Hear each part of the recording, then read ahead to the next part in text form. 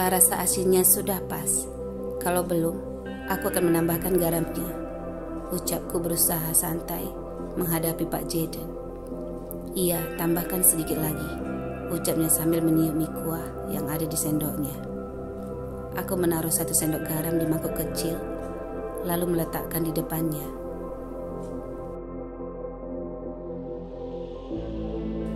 Dia menatapku lama dan berhenti makan. Itu garamnya, ucapku bingung. Kenapa tidak dimasukkan dan diaduk? Balasnya dengan santai. Aku segera memerah. Begitu saja mesti harus dilayani, geramku dalam hati. Dan aku berpura-pura tersenyum, lalu melakukan yang dia minta. Sudah enak kan, ucapku kebingungan untuk membuka percakapan di antara kami.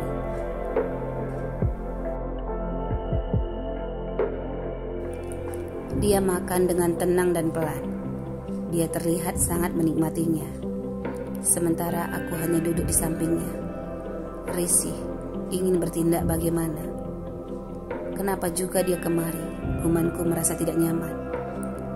Ini enak sekali. Ternyata kamu bisa memasak, ucapnya tiba-tiba.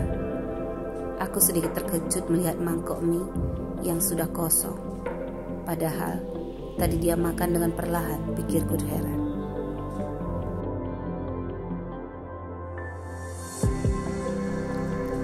Dia menghabiskan setengah gelas air minum. Lalu dia meletakkan gelasnya di meja. Pak Jaden tidak berniat kembali ke ruang tamu. Dia menatapku lama, dan karena aku tidak mengerti arti pandangannya, aku hanya fokus mendengarkan suara tawa ceria Oscar dan kakek, serta yang lainnya yang sedang bercengkrama, dan mereka memuji Oscar di ruang tamu.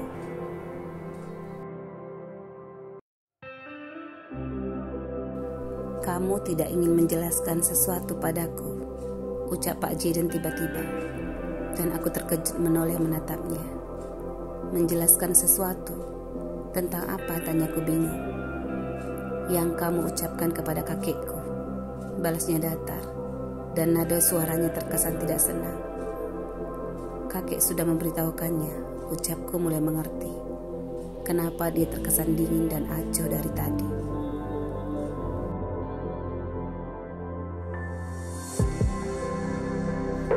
Ya, aku masih tidak mengerti. Coba kamu jelaskan, ucapnya menatapku dengan tajam. Kenapa itu tidak jelas bagimu? Kamu kan memiliki tunangan. Jadi aku tidak ingin tunanganmu menuduhku yang tidak-tidak, balasku dengan cepat. Itu saja, kamu yakin tidak ada yang lain? Ucapnya menyelidiki.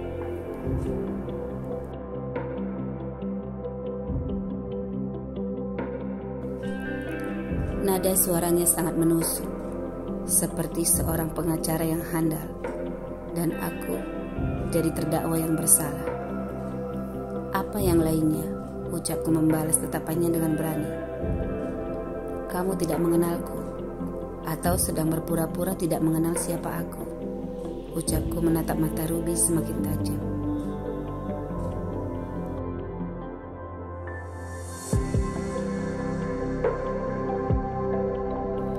Bibirnya seperti berusaha mengeluarkan kata-kata, tetapi tidak ada yang keluar dari mulutnya.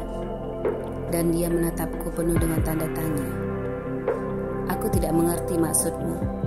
Katakan saja, aku tidak ingin menebak-nebak, balasnya cemberut. Begitu banyak pria di luar sana yang sudah menikah dan juga memiliki tunangan. Apakah semua pria yang berinteraksi denganmu, kamu peringatkan untuk menjauh darimu?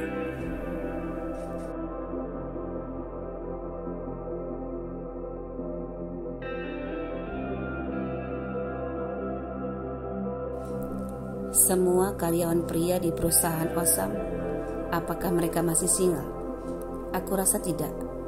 Besok, aku akan menyuruh asistenku untuk menyelidiki semua pria di perusahaan Osam. Apakah mereka mendapat teguran dan larangan darimu? Dan jika benar, maka aku bisa maklum dan mengerti dengan jelas. Tetapi jika tidak ada, maka aku merasa kamu sebenarnya menyimpan rasa untukku, sehingga hanya akulah pria yang kamu larang untuk berada di sekitarmu, ucapku dengan dingin.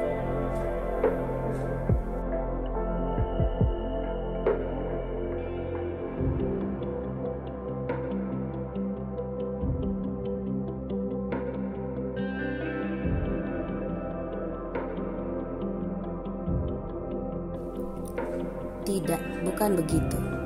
Tadi kan sudah kujelaskan kenapa aku tidak ingin kita berhubungan. Dan itu alasanku yang sebenarnya. Aku tidak memiliki perasaan apa-apapun untukmu, balasnya gugup dan pipinya memerah. Kenapa kamu bertingkah seperti cacing kepanasan? Kalau memang tidak ada, pipimu juga seharusnya tidak memerah, balasku dengan datar.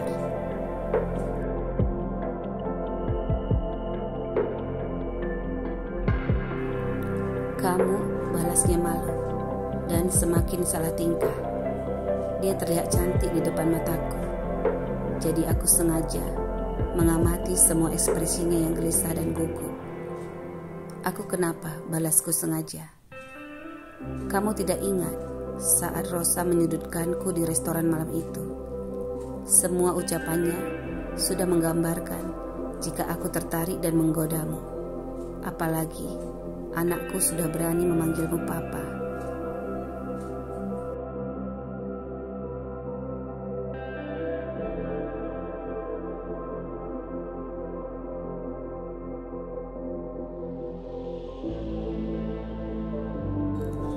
Wajar saja jika Rosa tidak akan senang melihatnya.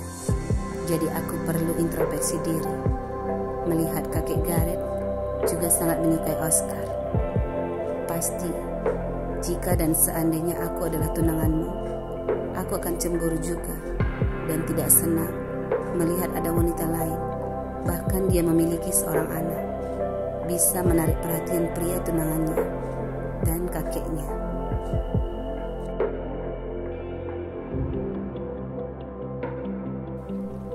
Jadi, aku harus menjauh dari segala kemungkinan hal buruk yang tidak bisa kuprediksi yang akan menimpaku. Maka aku harus menarik keputusan itu agar aku aman dari segala prasangka jelek orang lain dan juga demi keamanan anakku yang tidak bersalah dan tidak tahu apa-apa, ucapnya menjelaskan.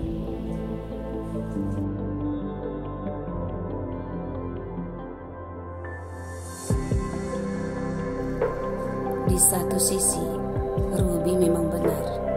Dan sebagai wanita yang pernah mengalami banyak kepahitan di dalam hidupnya dan kegagalan rumah tangganya, aku merasa dia memang patut bertindak seperti itu. Dan dia wanita mandiri dan berprinsip.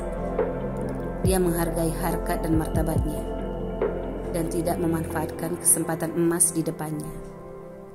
Dia sudah berpikir jauh sebelum bertindak, dan dia langsung memikirkan akibatnya.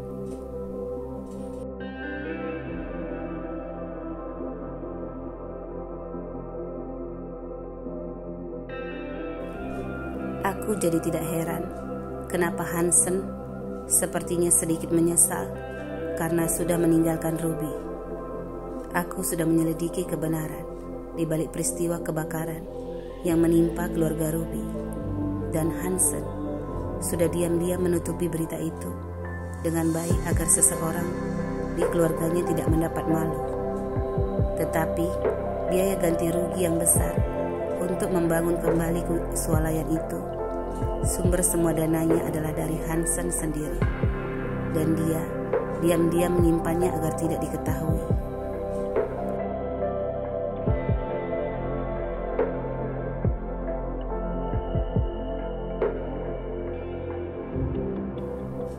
Tetapi mengingat Ruby terlalu berterus terang tanpa memikirkan pihak lain, dan dia sudah menyinggung harga diriku, maka aku masih ingin mengujinya. Aku merasa ada sesuatu yang mengganjal di hatiku, tetapi tidak bisa kujelaskan.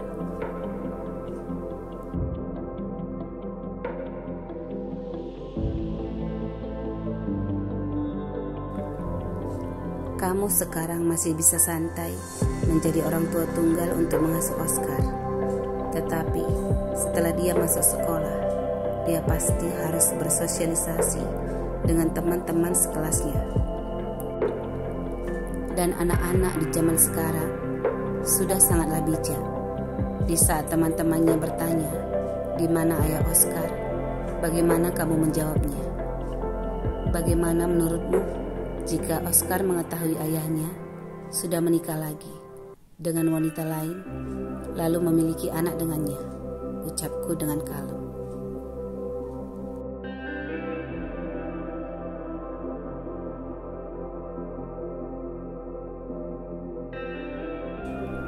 Aku akan menjelaskannya dengan baik, ucapnya gugup dan sedikit kaget. Penjelasan, apakah itu cukup? Bagaimana dengan kesehatan mental anak itu? Apakah dia tidak akan kecewa atau tertekan? Ucapku santai dan terus memperhatikan reaksinya. Ada Osam, dia adalah papanya, dan Osam pasti bisa membantu untuk mengatasi itu semua. Balasnya cepat dan merasa sudah benar.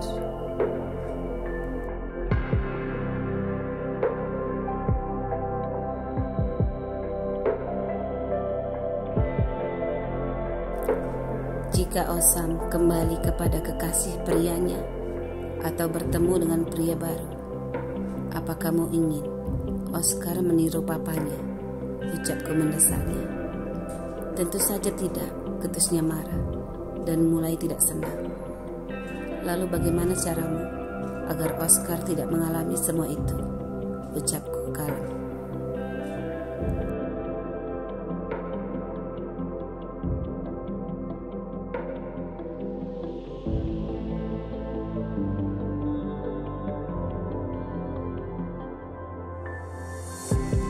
Aku pasti akan menikah lagi, dan aku akan mencari seorang pria yang bersedia menerimaku dan anakku.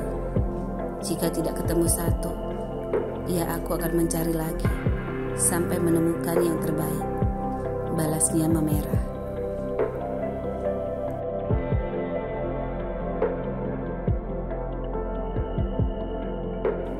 Lalu, jika ada pria yang sudah mapan, yang bersedia, dan bahkan Oscar juga menerimanya, tetapi pria itu memiliki tunangan dan ingin meninggalkan tunangannya karena mereka sudah tidak cocok lagi. Itu bagaimana? Ucapku semakin mendesaknya. Apa? Pria begitu? Itu tergantung situasi dan kondisinya. Balasnya semakin gugup.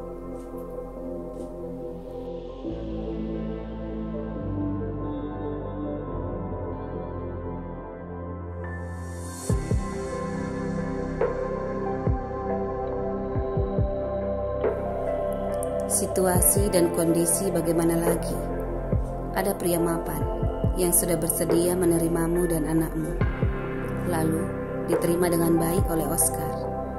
Apakah masih perlu dipertimbangkan lagi? Ucapku memandangnya dengan aneh. Jika belum cocok dengan hatiku, pasti kupertimbangkan, balasnya risih. Tidak cocok di hatimu? Apakah kamu merasa di dunia ini wanita baik, sopan, murni, dan single tidak ada lagi?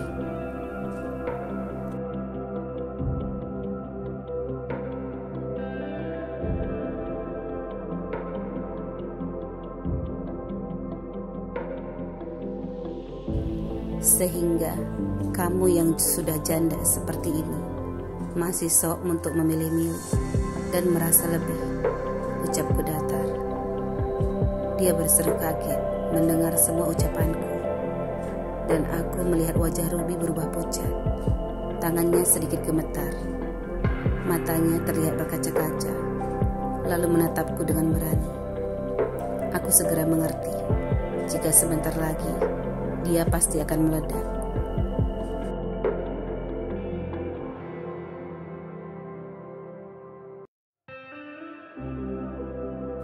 Itu bukan urusanmu. Hidupku, aku yang menjalaninya tanpa harus melibatkanmu. Aku akan melakukan yang terbaik untukku dan anakku. Kamu tidak perlu cemas dan khawatir. Pemikiran kita tidak sama, jadi jangan mencampuri urusan orang lain.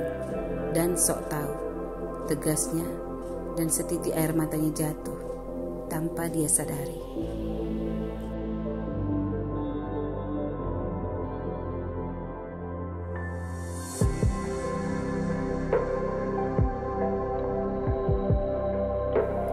Aku hanya tersenyum menatapnya. Akhirnya, dia tidak ingin harga dirinya disinggung juga. Gumanku dengan tenang.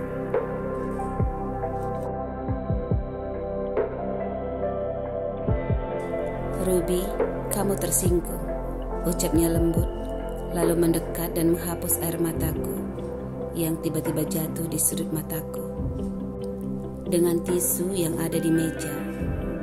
Harga dirimu terluka, bisiknya lembut di samping telingaku, sehingga tubuhku menjadi kaku dan aku tidak berani bergerak. Aku terhipnotis dengan aroma maskulin dari tubuhnya saat dia berbicara seperti itu.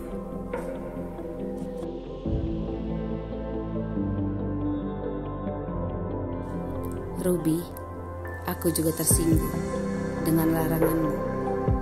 Karena sebelumnya kita sudah saling membantu untuk mengatasi masalahmu dengan keluarga Hansen. Kita baik-baik saja awalnya, dan aku senang sekali kamu dan Oscar sudah membuat kakekku bisa tersenyum dan bersemangat kembali.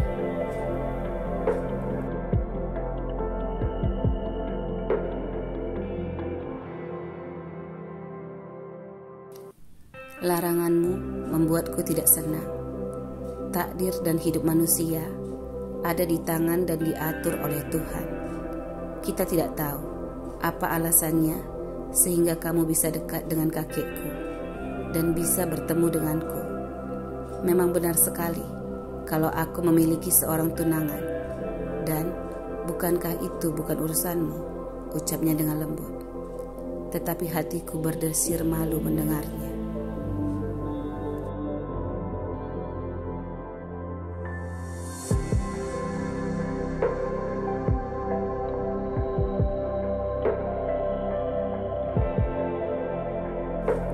Aku sangat menghargai hubungan baik yang kita miliki sebelumnya, dan seharusnya itu tidak membuat jarak di antara kita.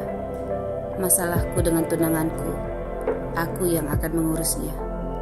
Kamu sama sekali tidak bersalah dan memiliki kaitan dengan tunanganku. Jika memang dia cemburu, biarkan aku yang menegurnya dan mengajarinya untuk menghormatimu. Karena kamu sama sekali tidak mengganggu hubungan kami.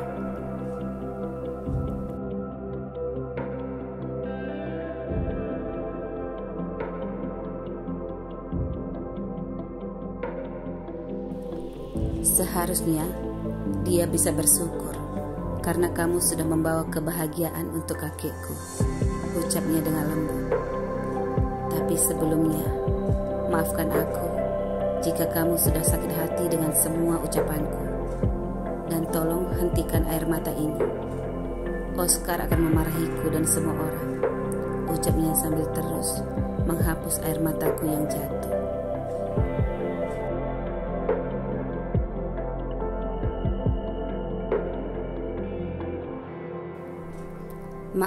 Maaf, aku tidak tahu. Perasaanku sedang tidak menentu hari ini. Dan aku jadi sedikit cengeng, ucapku mengambil beberapa tisu dan menghapus air mataku dengan cepat. Aku sangat malu dan aku buru-buru ingin mencuci wajahku ke wastafel.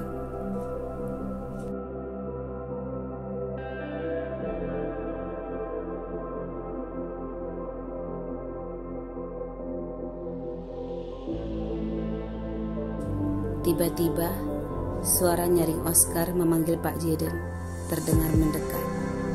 Dia merangkak ke ruang makan begitu cepat. Oscar, sini sama Kak Tika, seru Tika bergegas meraihnya. Pria tampan, kamu merindukan paman, ucap Pak Jaden. Lalu dia bergegas menangkap Oscar dan berjalan ke ruang tamu bersamanya.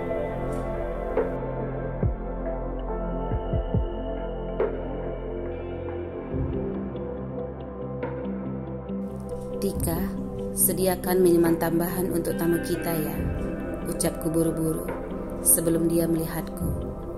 Baik Bu, balasnya bersemangat.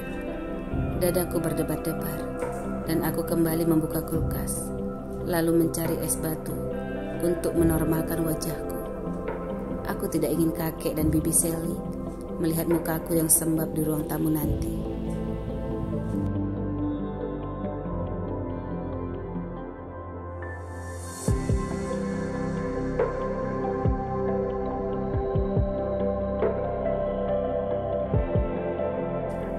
Tika, wajahku terciprat bumbu cabai saat menumis tadi. Kamu yang membawakan minuman ke ruang tamu ya. Sebentar lagi, setelah merahnya berkurang, aku akan ke ruang tamu. Katakan kepada mereka, aku sedang mengupas buah, ucapku kepadanya. Baik Bu, balas Tika kebingungan menatapku.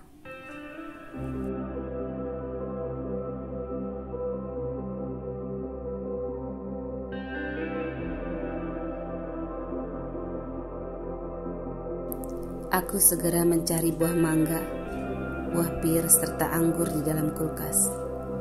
Aku masih sedikit resah bagaimana nanti menghadapi Pak Jaden. Tipe pria seperti apa sebenarnya dia? Pikirku berhati-hati. Ucapannya ada benarnya, tapi aku takut menduga siapa pria yang dia maksudkan tadi. Apakah pria itu dia? Atau perumpamaan saja, hanya untuk membalasku? Pikirku berdebar.